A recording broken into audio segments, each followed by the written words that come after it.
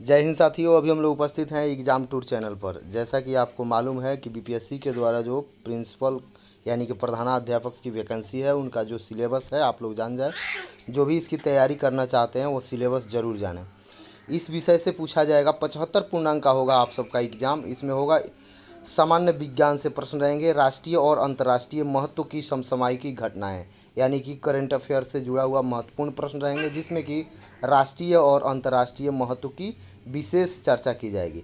भारतीय राष्ट्रीय आंदोलन तथा इससे बिहार का योगदान। भारतीय राष्ट्रीय आंदोलन में बिहार का क्या योगदान है, यानी कि राजेंद्र प्रसाद का क्या योगदान रहा और वीर कुंवर सिंह का क्या योगदान, बहुत सारे लोगों का योगदान रहा, उसके बारे में आपसे पूछा जाएगा। भूगोल से पूछा जाएगा।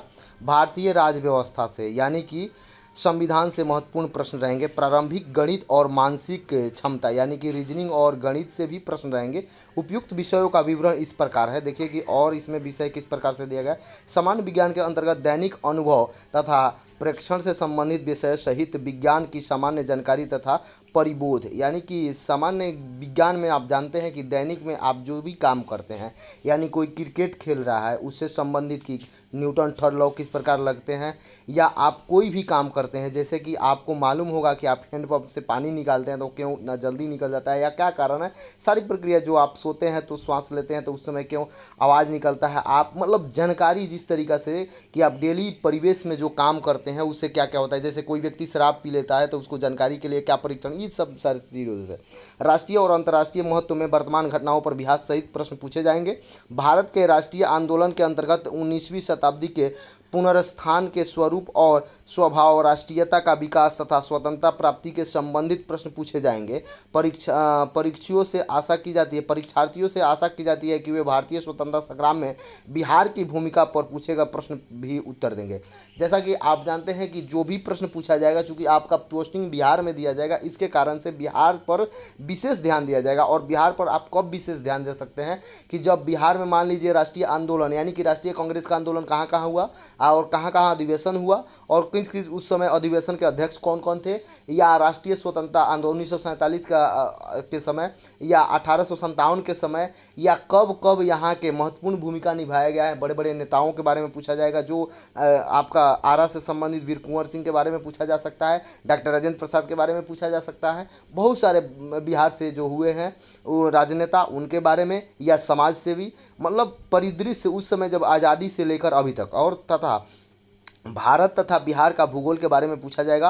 अंतर्गत देश के सामाजिक तथा आर्थिक भूगोल से संबंधित प्रश्न होंगे, जिसमें भारतीय कृषि तथा प्राकृतिक संसाधनों की प्रमुख विशेषताएं सम्मिलित होंगी।